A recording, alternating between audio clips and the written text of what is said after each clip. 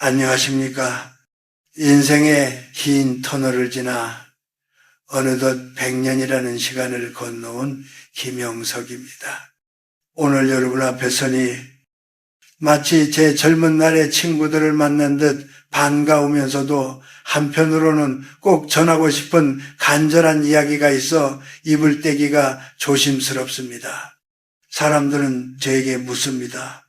교수님, 어떻게 하면 노년에도 자식들과 화목하고 집안에 끊이지 않는 복을 유지하며 살 수 있습니까? 라고 말이죠. 그러면 저는 잠시 눈을 감고 제가 보아온 수많은 가문의 흥망성쇠를 떠올려 봅니다. 참으로 이상한 일이지요. 평생을 성실하게 살았고 남들에게 베풀기를 좋아하던 좋은 사람의 집안이 어느 순간 모래성처럼 허무하게 무너지는 것을 참 많이도 보았습니다. 그 이유가 무엇인지 아십니까? 그것은 그들이 악해서가 아닙니다. 오히려 너무 선해서 빌려주지 말아야 할 것을 빌려주었기 때문입니다. 우리는 흔히 이웃 간에 정을 나누고 어려운 사람이 있으면은 내 것을 내어주는 것이 미덕이라고 배웠습니다. 저 역시 그렇게 가르쳐 왔고요. 하지만 여러분, 제가 100년을 살아보니 깨달은 엄중한 사실이 하나 있습니다. 우리네 인생에는, 그리고 한 가정을 지탱하는 집안에는 절대로 남의 손에 넘겨주어서는 안 되는 복의 기운이라는 것이 존재합니다.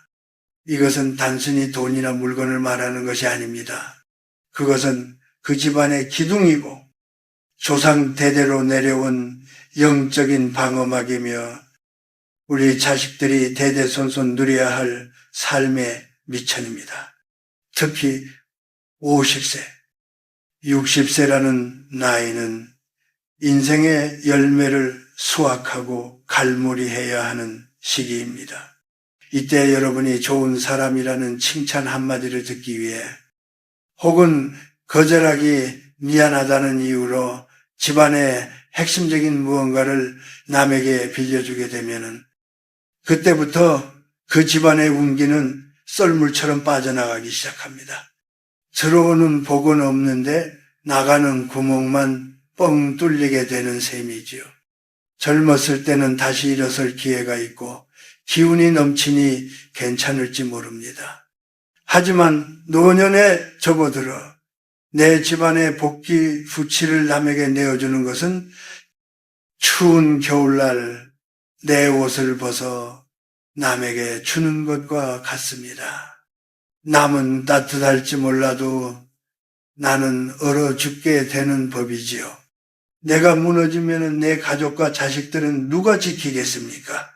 오늘 제가 말씀드리는 이 두 가지는 제가 한 세기를 살며 수천 명의 제자와 인연들을 지켜보며 내린 결론입니다. 이것을 빌려주는 행위는 단순히 친절을 베푸는 것이 아니라 내 집안의 울타리를 내 손으로 허무는 일과 같습니다. 어쩌면 여러분은 지금 누군가에게 거절하지 못해 곤란한 상황에 처해 있을지도 모릅니다. 하지만 기억하십시오. 진정한 자비는 나를 지키고 내 가정을 지키는 데서 시작됩니다. 이제부터 제가 들려드리는 이야기는 여러분의 남은 인생을 지키는 소중한 지혜가 될 것입니다. 왜 이것들을 빌려주면 안 되는지 그 속에 담긴 인연과 복의 비밀을 하나씩 풀어가 보겠습니다. 잠시 마음을 가다듬고 제 이야기에 귀를 기울여 보시겠습니까? 첫 번째로 여러분이 절대로 남에게 빌려주거나 맡겨서는 안 되는 것은 바로 여러분의 이름과 신용, 즉 가문의 얼굴입니다. 제가 100년의 세월을 살며 가장 안타깝게 지켜본 사례들이 무엇인지 아십니까? 평생을 청렴하고 성실하게 살아온 분들이 노년에 이르러 시인의 간곡한 부탁에 못 이겨 자신의 이름을 빌려주었다가 집안 전체의 복을 날려버리는 경우입니다. 이것은 단순히 돈을 빌려주는 것과는 차원이 다른 문제입니다.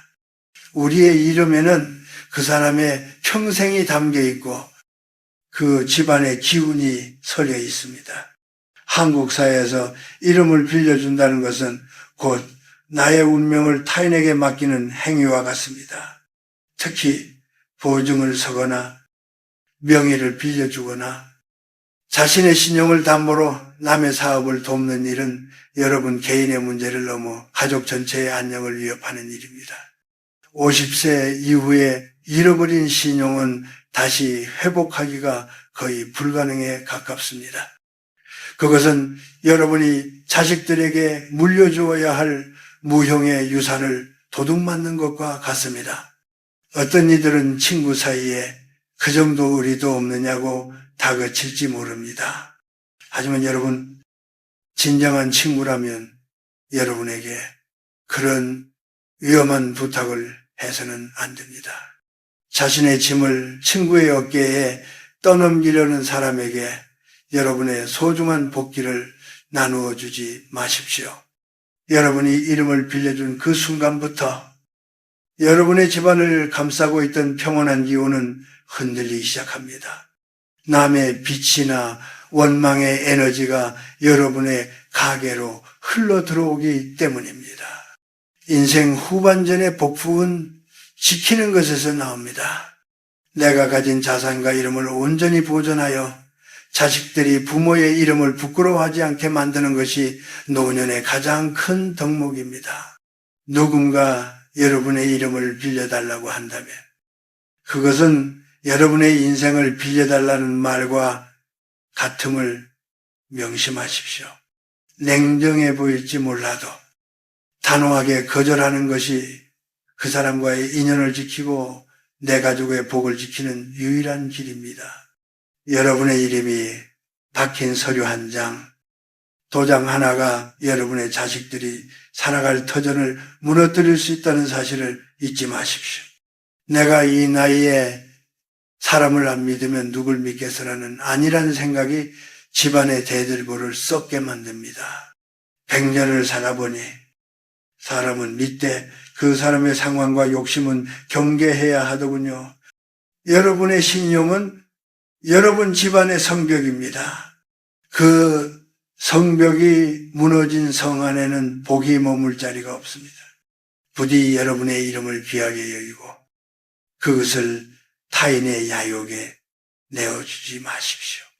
그것이 바로 가문의 복귀를 온전히 보존하는 첫 번째 비결입니다. 두 번째로 여러분이 절대로 남에게 빌려주거나 함부로 문을 열어주어서는 안 되는 것은 바로 여러분의 가정 내부의 내밀한 공간과 결정권입니다.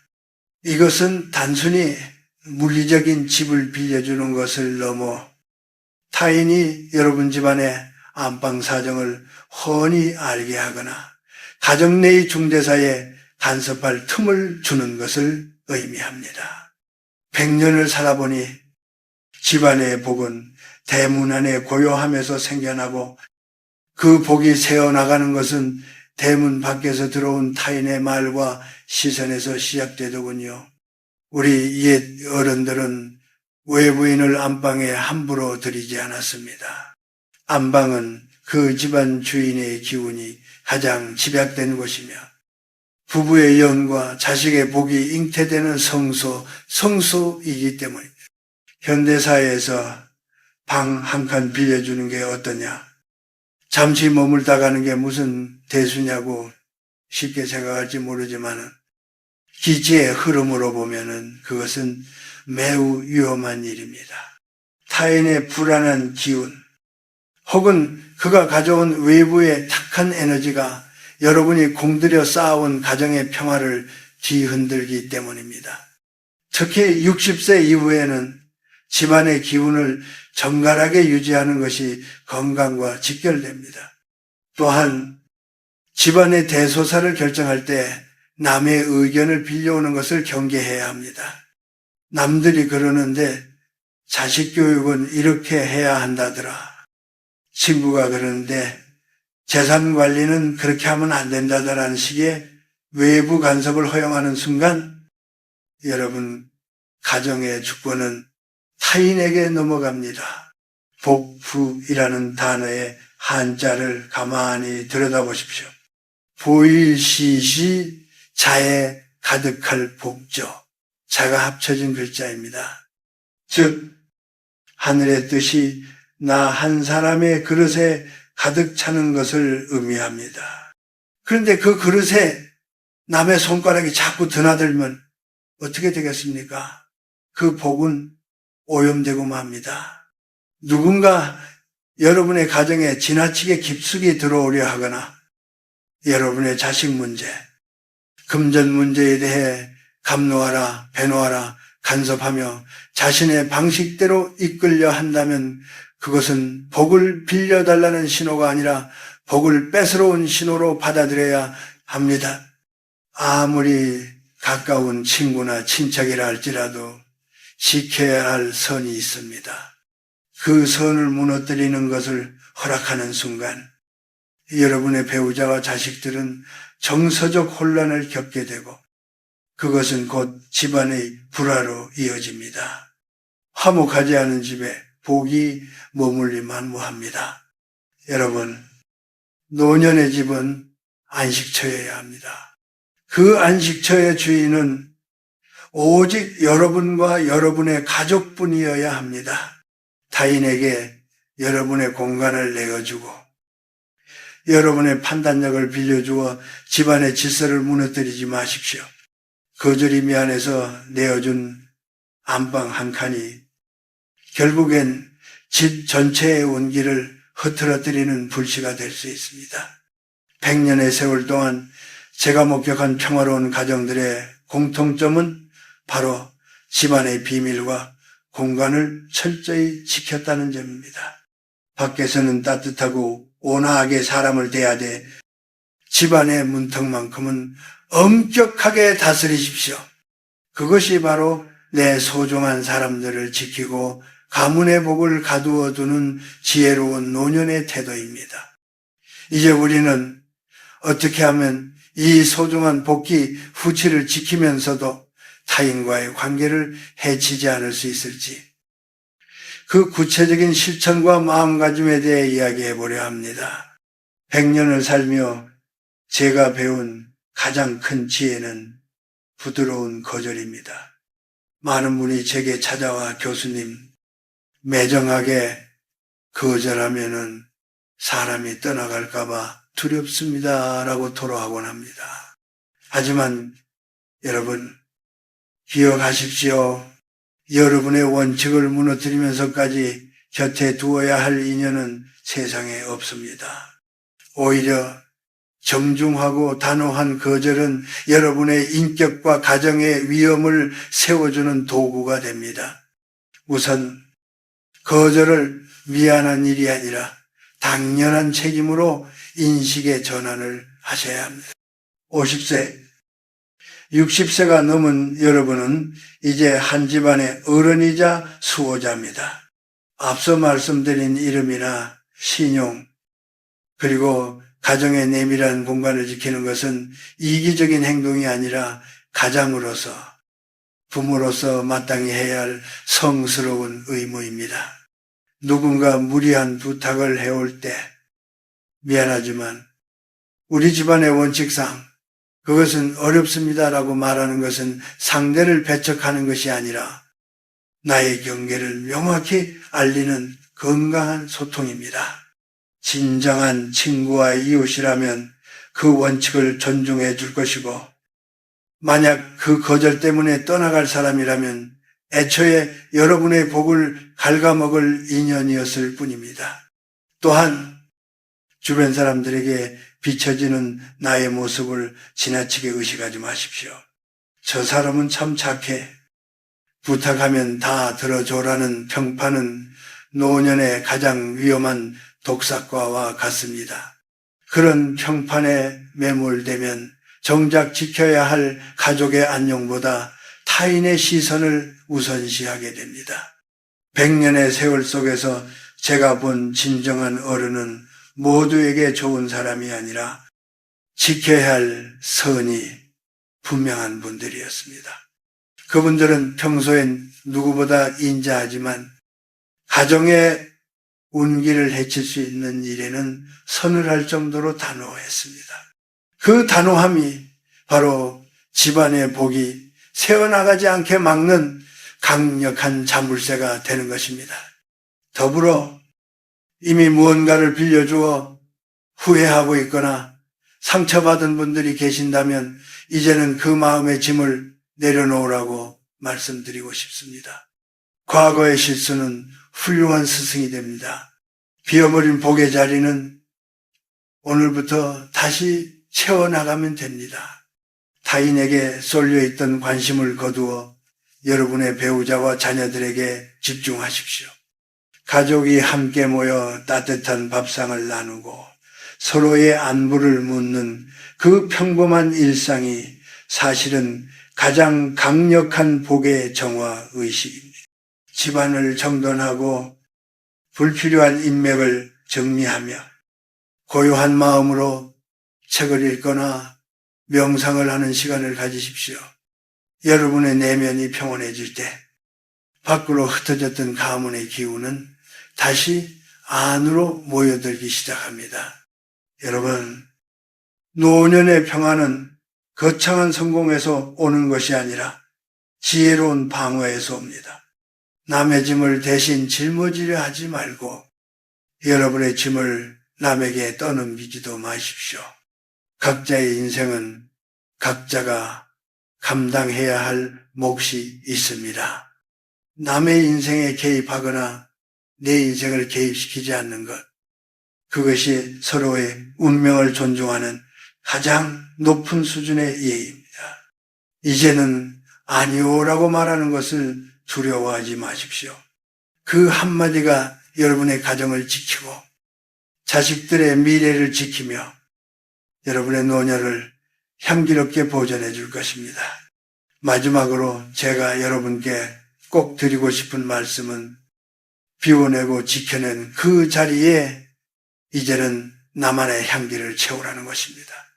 100년이라는 세월을 살아보니 인생의 참된 복은 남에게 보여주기 위한 화려한 장식에 있지 않았습니다. 그것은 마치 깊은 산속의 옹달샘처럼 조용히 자기 자리를 지키며 맑은 물을 길어 올리는 이에게 머무는 법이지요. 지금까지 제가 이름과 신용을 빌려주지 말고 가정의 내밀한 공간을 지키라고 말씀드린 것은 결코 세상을 향해 마음을 닫고 이기적으로 살라는 뜻이 아닙니다. 오히려 그 반대입니다. 내 뿌리가 튼튼하고 내 집안의 기운이 평온해야만 비로소 타인에게도 진정한 위로와 도움을 줄 수 있는 여유가 생기기 때문입니다. 내가 흔들리고 내 가정이 위태로운데 누구를 돕고 누구를 사랑하겠습니까? 그것은 마치 구멍난 배로 남을 구조하러 바다에 뛰어드는 것과 같이 위험한 일입니다. 50세, 60세, 그리고 그 너머의 시간은 인생의 결실기입니다. 이 시기에는 나 자신을 귀하게 대접하는 법을 배워야 합니다. 그동안 자식 키우느라, 부모님 모시느라, 사회생활을 하느라 정작 나라는 사람은 뒷전이지 않았습니까? 이제는 남의 부탁을 들어주느라 애쓰는 시간 대신 내가 읽고 싶었던 책을 읽고 내가 걷고 싶었던 길을 걸으며 내면의 목소리에 귀를 기울여 보십시오. 부모가 자기 삶을 사랑하고 평온하게 지낼 때 그 기운은 자연스럽게 자식들에게 흘러갑니다. 억지로 무언가를 가르치려 하지 않아도 여러분의 평안한 뒷모습 자체가 자식들에게는 가장 큰 복의 씨앗이 됩니다. 저는 100세를 살며 수많은 이별을 겪었습니다. 돈도, 명예도, 사람도 결국은 인연에 따라왔다가 가는 것들이더군요. 하지만 마지막까지 내 곁을 지켜주는 것은 내가 스스로 지켜온 나의 자존감과 내 가정의 따뜻한 공기였습니다. 타인의 시선에서 자유로워지십시오. 거절하면 나를 어떻게 생각할까라는 두려움은 이제 바람에 날려보내십시오. 여러분의 삶의 주인은 오직 여러분 자신입니다. 여러분이 스스로를 귀하게 여기고 지켜낼 때 세상의 복은 비로소 여러분의 집대문 앞에 줄을 서게 될 것입니다. 여러분, 인생은 생각보다 짧고 또 생각보다 길기도 합니다. 하지만 어느 순간에도 잊지 말아야 할 것은 내 마음의 평화를 남의 손에 맡기지 않는 것입니다. 오늘 제가 말씀드린 두 가지, 나의 이름과 나의 공간을 철저히 지키며 여러분만의 고귀한 노년을 가꾸어 가시길 바랍니다. 그것이 바로 가문의 복귀를 지키고 대대손손 번영을 이어가는 백세 철학자의 마지막 조언입니다. 부디 평안하십시오. 그리고 여러분 자신을 깊이 사랑하십시오. 여러분의 가정에 늘 상서로운 기운과 웃음꽃이 만발하기를 김영석이 진심으로 기도하겠습니다. 긴 시간 제 이야기를 들어주셔서 감사합니다.